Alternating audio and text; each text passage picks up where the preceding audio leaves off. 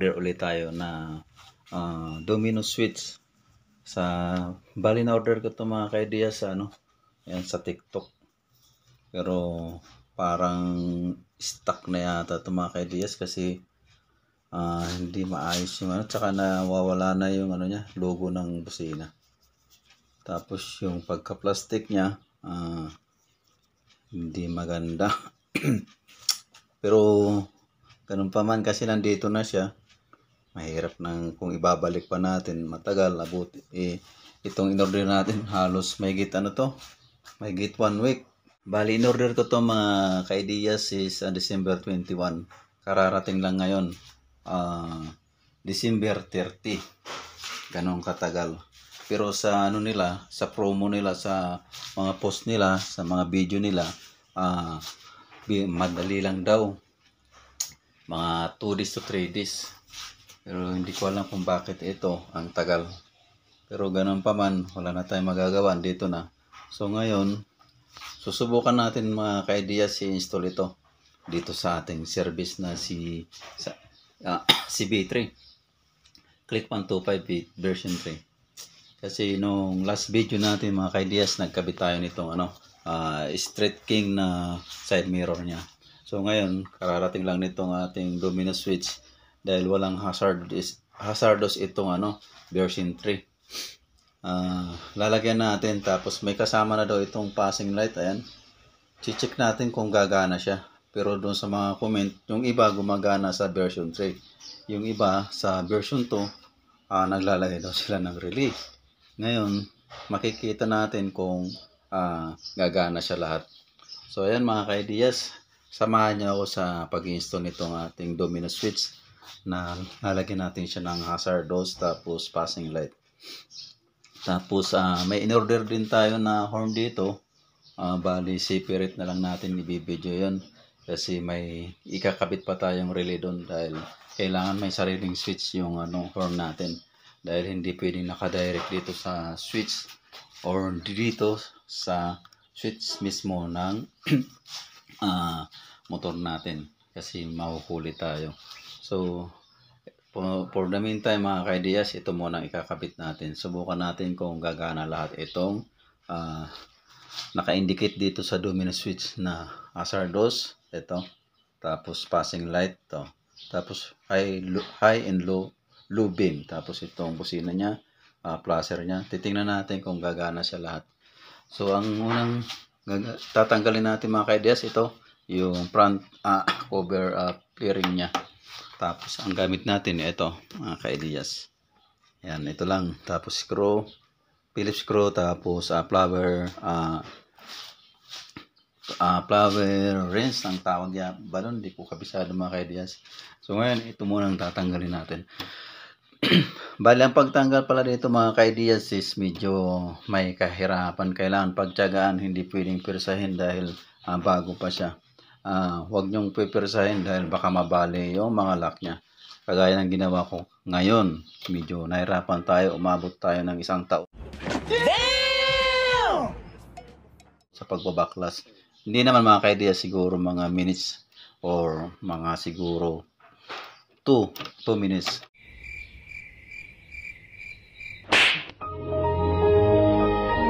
Bago natin to ayan, nabaklas ko na ito mga ka-ideas. Siguro dahil kaya medyo mahirap mabaklas mga ka-ideas dahil bago pa lang, kumbaga tayo pa lang unang nagbaklas nito dahil magkakabit nga tayo ng domino switch. Tapos ang isusunod natin ditong baklasin mga ka-ideas, bali dito pala tayo sa loob ng ating bahay, kasi sa labas, ayun mga ka-ideas, grabe ang init. Kaya dito tayo sa loob ng bahay nag-DIY. Ang susunod natin babaklasin mga ka-ideas dito is itong ito sa may panel gauge, tatanggalin natin to. Tapos itong howling nya, yung cover ng howling, tatanggalin natin to. Pero titingnan natin kung itong harap lang, baka hindi na magalaw na itong nasa likod. Baka pwede nating madukot na mga ka-ideas yung mga tornilyo dito sa stock na switch, kasi yan lang naman tatanggalin natin. Tapos ito, pag nasilip na natin yung outlet ng stock ng switch natin, siguro Tingnan lang na natin mga ka-ideas. Baklasin muna natin tong harap ng panel gauge natin.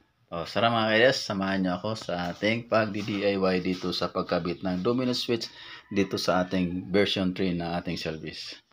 1 hour later. So yun mga ka-ideas, ito ang tatanggalin natin ngayon. Dahan-dahanin natin sikwatin itong ating tools na plastic.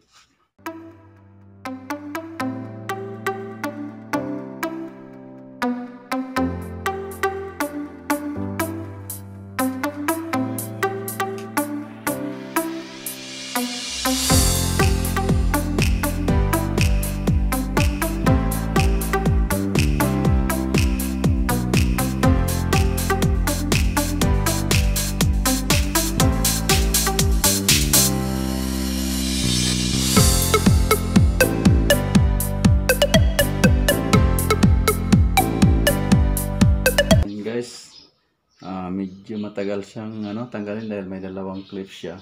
Tapos dito masikip dito guys. Kaya kailangan na talaga ng pasensya sa pagtatanggal nito dahil once na nabali itong lock dito, aalog na siya. Kaya kailangan pagtyagaan natin guys once na nagbabaklas tayo ng mga bearings ng ating mga motor. So ayan, ang susunod natin mga guys na babaklasin is ito. Yung cover ng howling niya. Ito. Tingnan natin kung maapektuhan pa itong sa back cover niya or itong front na tatanggalin natin guys. So tara, samahan niyo ako guys. Guys, bali ito pala, ang tatanggalin dito is ayun, hindi makita, madilim. Paslatan lang natin mga guys. Ayan. May mga tornilyo dyan, ayan, Phillips types, ayan, 1. Ayan guys.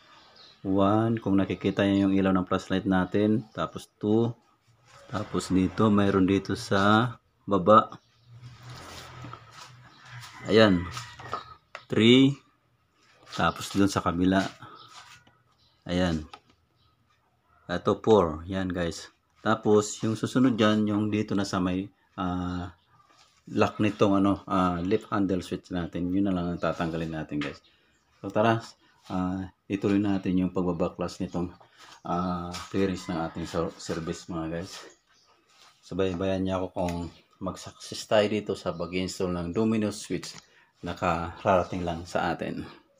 1 hour later. So ayan mga ka-ideas, update ulit tayo sa ginagawa natin. Ayan, nabaklas na natin lahat yung kailangan baklasin dito sa pagkakabit natin ng domino switch na dito sa may left handle.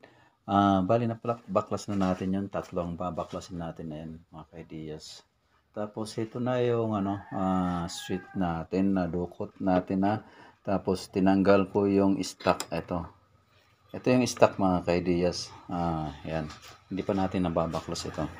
Tapos ngayon ito yung domino switch dito sa may left handle na ikakapit natin.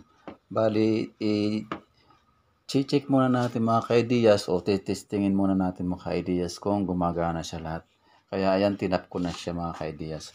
So ayan, tara, i-switch natin yung ating service. I-check natin kung good siya or lahat gumagana yung switch niya mga ka-ideas. Ayan. Oh. Check natin mga ka-ideas kung okay siya. Ayan, naka-on na siya. Tapos eto, ang una nating i-check mga ka-ideas is yung busina. Subukan natin. Siyak, ang lakas. Pangalawa mga ka-ideas, yung natin, itong low beam naka-on na. Tapos check natin yung high beam niya. Yun, okay naman.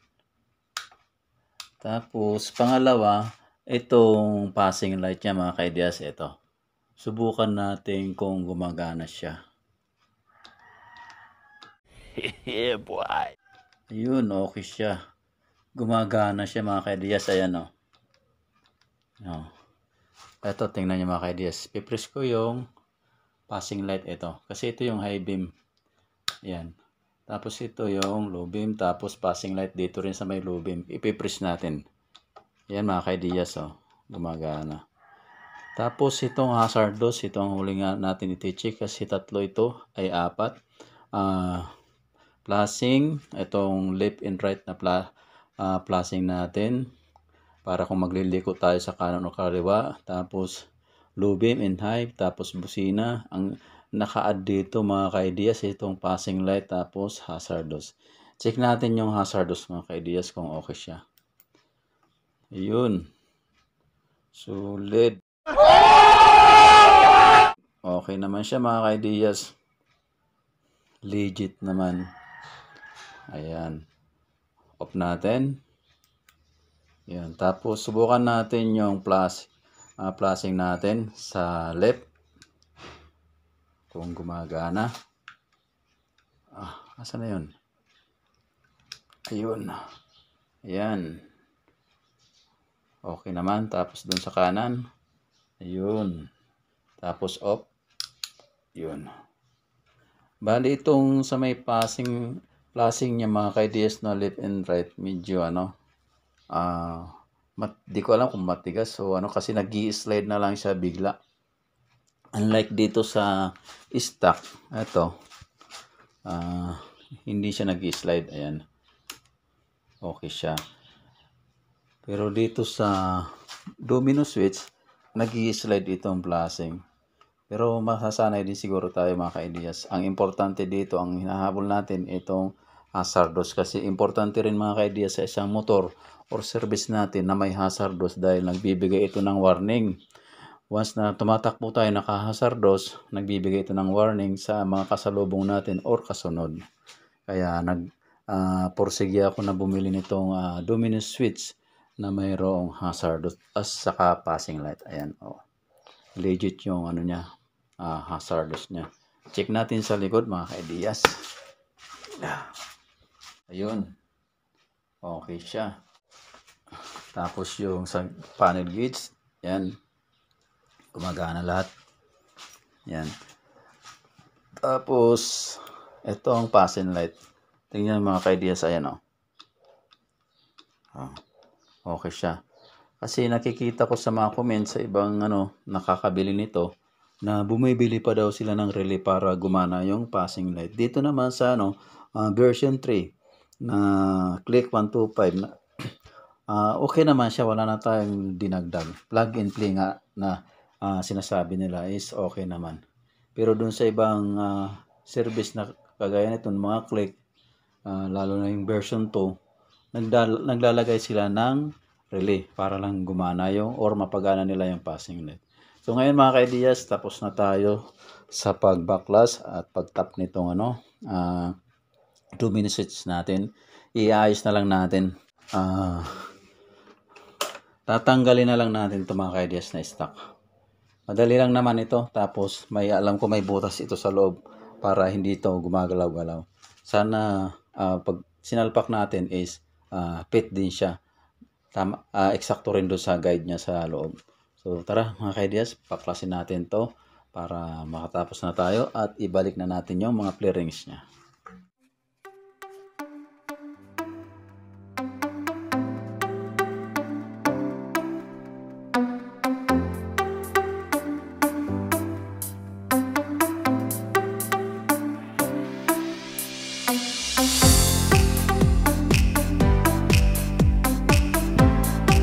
Mga ka-ideas, ito yung stock natin.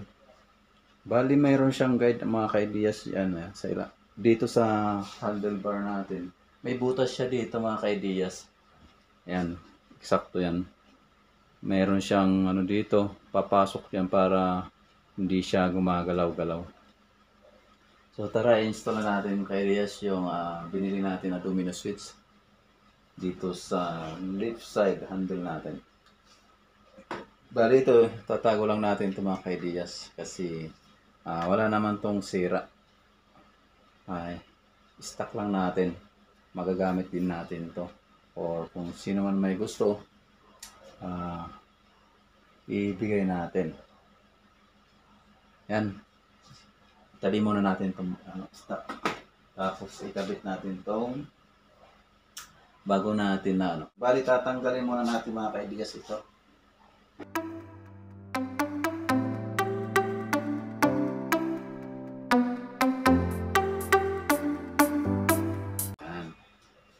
Tapos ito, babalutin din natin to ng tape for safety. Kasi dito sa stock natin, balot na balot din siya. So balutin natin para just in case hindi siya pasukin ng ulan mga kaidiyas. 1 hour later. So ayan mga kaidiyas, ayan. Balot na siya. Ito. Parehas na siya nung stock natin. Binalot din natin siya ng maigi para iwas basa kung sakaling malakas man yung ulan or naghuhugas tayo ng motor. So bali itong mga ka-ideas na luminous switch na binili natin na may kasamang hazardous tapos passing light is may sarili siyang tornilyo. Ayan, tanggalin natin. Oop.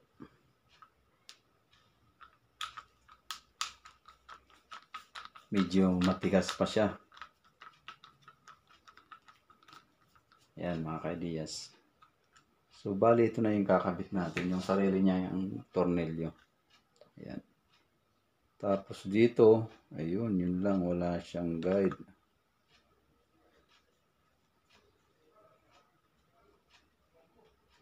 Bali ito lang mga ka-ideas ang pinaka-guide niya. So ang gagawin natin dahil naka-open ito, magdi-DIY tayo dito kung anong mga ilalagay natin or isasapin para hindi dumikit dito sa handlebar natin. Siguro ang lalagay natin dito mga ka-ideas is rubber. Maghanap muna tayo ng rubber para for safety hindi siya dumikit dahil naka-open siya mga ka-ideas. Ayan, kung nakikita nyo. So kayo nang bahala mga ka-ideas kung sakaling magdi-DIY kayo ng ganitong mga switch na luminous sa may leaf handle is gawan nyo na rin ng paraan para hindi dumikit doon sa may handlebar natin para iwas ground kasi naka-open siya. So ito, bali lalagyan ko siya ng rubber para sapin doon sa handlebar natin. So tara, hanap muna tayo ng rubber. Guys, ito pala, bago kayo mag-install nitong domino handle switch dito sa may leaf handle, ito guys, itong plastic na naka-usli dito na parang lock niya, hindi fit dun sa butas na sa handlebar natin.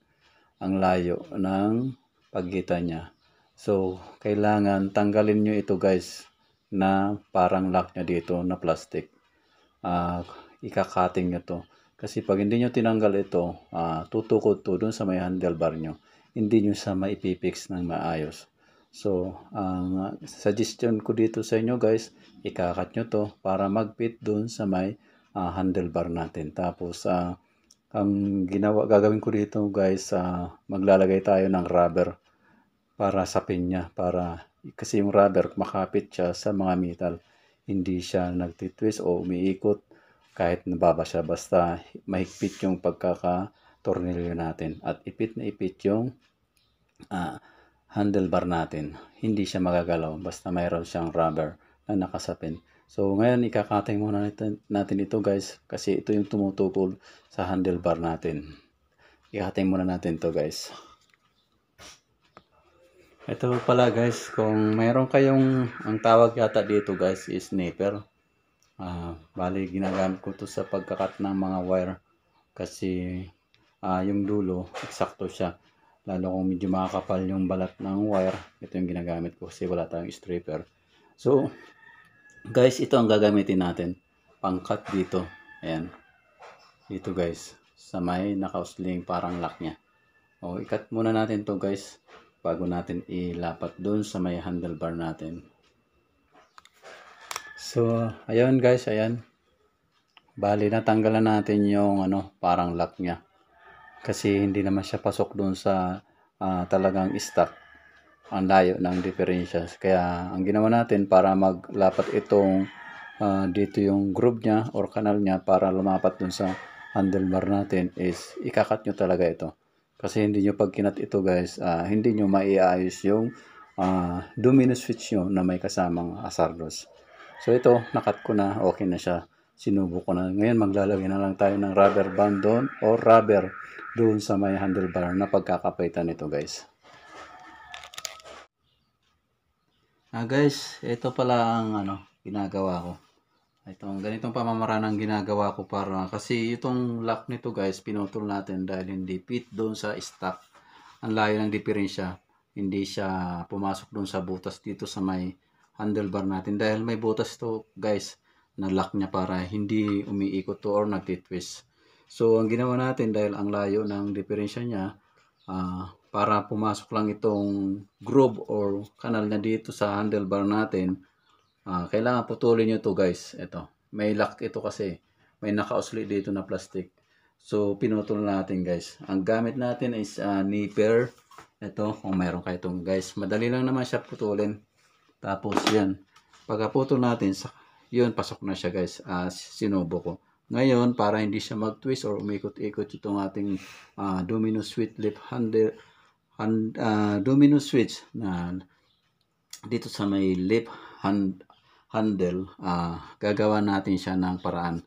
Bali, ang pamamaraan ko guys, kumuha tayo ng rubber, isasapin natin dito sa bar para kasi ito pag wala ng sapin, madulas to guys. Dahil painted ito, tapos plastic pa. Dudulas siya. Pag baka nag-push kayo, umiikot siya. Habang nagdadrive kayo, baka adjust kayo ng adjust. So, much better guys, gawa natin ang paraan. Ito, ang pamamaraan ko guys, ito rubber. Para kapit na kapit siya. Kasi makapit ito sa metal guys na rubber.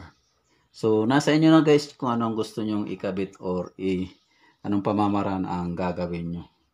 Pero sa akin, ito ang gagawin ko kasi makapit ito. Tapos, ang finish nito, babalutin natin ng electrical tape, guys. So, tara. Subaybayan nyo ako kung paano ang pag-fix natin ito. Pero dapat huwag masyadong makapal, guys, kasi baka hindi magpang-abot yung tornilyo dun sa dito sa kabila, sa pinakamin. Kailangan isang ikot lang, guys, para umabot siya. So, tara, gawin natin. So, ayun guys, ipipinis natin siya ng electrical tape. Ang gagawin ko guys, dito lang sa gitna. Kasi dito lang yung may part na mga open na wiring or pinaghinangan ng domino switch. So, kaya dito lang natin siya lalagyan ng electrical tape. Pero kahit walang electrical tape kasi ano naman na ito, rubber, okay na siya, safety na. Pero, ang mahirap guys kasi pag nilak natin yung rubber, may bukol siya. Kaya ang ginawa kong pampinis para malinis siya, walang bukol, electrical tape. Para maganda yung trabaho or maganda yung outcome ng ginawa natin guys. So ayan. Siguro okay na ito guys. Isubok natin kung pasok na yung ating domino switch na binili natin sa TikTok ito galing guys. Pero nadismaya ako kasi medyo matagal tapos makita nyo naman guys to. Ayan, kung nakikita nyo guys, ito halos di ko alam kung ginamit na ito or ano. Wala na yung logo ng busina niya. Tapos yung kulay ng mga plastic niya, talagang mahalata mo na old siya. Kasi hindi ganito kasi ang guys ang pagbago yung binigay sa inyo na item. Ang layo ng diferensya guys, ayan. Dito, ito yung stock. Malinis ito. Parang pinaglumaan. Pero wala na tayong magagawa. Nandito naman. Tsaka nung tinisting natin, okay naman siya guys. Gumagana lahat. Kaya okay na rin. Ilagay na natin. Hindi naman ito mahalata. Kasi nandito naman sa switch. Tsaka hindi naman natin ito tawag dito. Motor show. Kaya ang purpose lang naman natin dito guys is may hazardous, passing light. Okay na siya. Tapos itong gumagana naman lahat. Kaya goods na rin. So guys, tara i-install natin para matapos na tayo. Ipit muna natin guys kung pasok siya.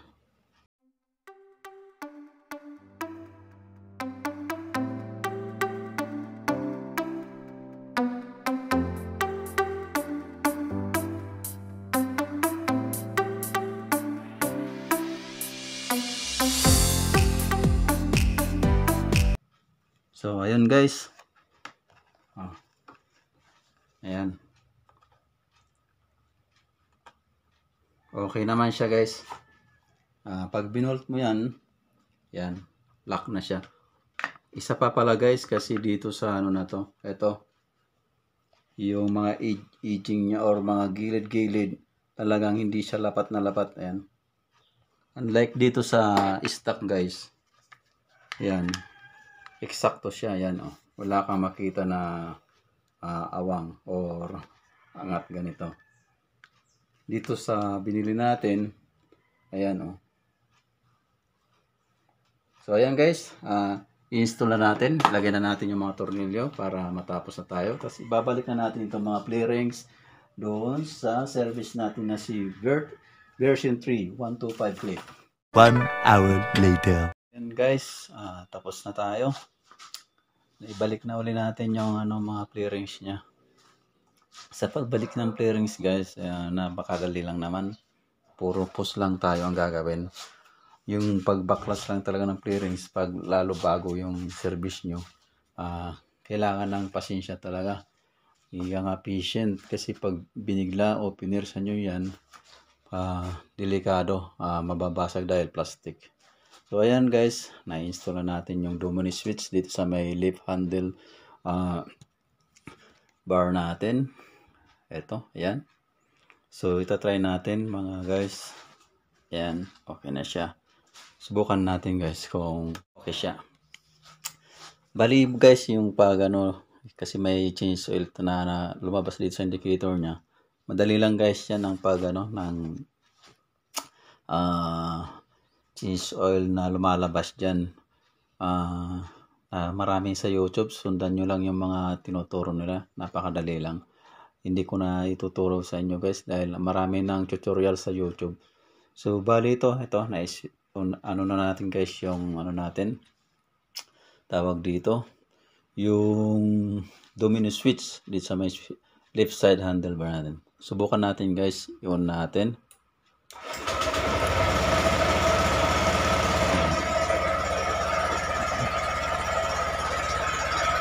Tapos subukan natin yung hazardous. Yan, okay siya guys. Nag-a-appear sa panel gauge natin. Tingnan natin dito sa harap. Yun, oh. Sana all. Mayroon na rin tayong hazardous dito sa version 3 na 125 click na kinuha natin. Tingnan natin dito sa likod guys. Ano siya. Tapos subukan natin guys yung passing light niya. Ayan. Ito, focus natin yung passing light guys. Ayan. Ito. Subukan natin. Ayun. Ayan, oh. Solid. Okay siya. Tapos high beam, low beam. Tapos open na natin yung hazardous niya guys. Subukan natin yung flashing natin sa left. Yun. Tingnan natin yung left side. Yan. Tapos sa likod. Yan. Okay siya. Subukan natin guys sa right side yung flashing. Yan. Okay siya guys. Tapos so good naman yung performance. Gumagana lahat yung switch nya guys. Tapos yung busina. Yun. Legit naman. Kunti lang yung disappointed natin dito sa dahil ito nga, hindi ko alam kung bago to o pinaglumaan na rin. Kasi ito nga, wala na yung logo ng busina niya. Pulpul na. Tapos yung plastic niya parang luma na talaga. Pero all in all, okay naman guys dahil gumagana lahat. Ayun ang importante. Gumagana lahat. Passing light, tapos hazardous, busina, high beam, low beam, tapos flashing, left, tapos right. Yun, gumagana lahat. So okay naman kahit sabihin natin kung luma man or okay naman. Ang importante gumagana lahat guys. So bali may na-observe lang ako dito guys. Kasi minsan pag nag-una ko nito, namamatay siya. Inoobserbaran ko muna kasi parang 2 times pa lang nangyari sa akin. Siguro pag medyo madalas na, baka mag-adjust tayo ng minor guys. Kasi baka hindi niya kaya o kinakapos siya. Baka itaas natin yung idle. Kung sunod-sunod yung na-experience natin na namamatay siya guys. So ngayon, hindi muna natin i-adjust. Saka na lang natin i-adjust guys yung pag-adjust ng idle natin kung malimit siyang mamatay. So ngayon guys, ito tapos na tayo. Good na lahat. At least nagawa rin natin yung pag-install ng domino switch dito sa left handle natin. Success naman. Nag-aalangan kasi ako guys kasi first time ko mag-backlash ng mga ganito. Dahil dati 4 wheels yung gamit natin, yun medyo gamay natin. Dito sa motor kasi hindi pa natin masyadong gamay dahil maliliit yung mga parts niya. Baka kunting mabali or mabasag. Pero okay naman guys. Sa una lang siguro dahil nangangapa pa tayo. Pero all in all, nagawa rin natin lahat. Goods naman yung natin paggawa. Ito yung outcome niya guys. Success naman. So guys, hanggang dito na lang. Sana nag-enjoy kayo dito sa ating ginawang content. Sa mga umabot, maraming salamat guys sa mga nanonood dito sa ating content. Sana may kunting idea tayo nakuha dito sa ating pag-install ng domino switch dito sa left underbar. Guys, Happy New Year and ingat tayo sa araw-araw. God bless guys.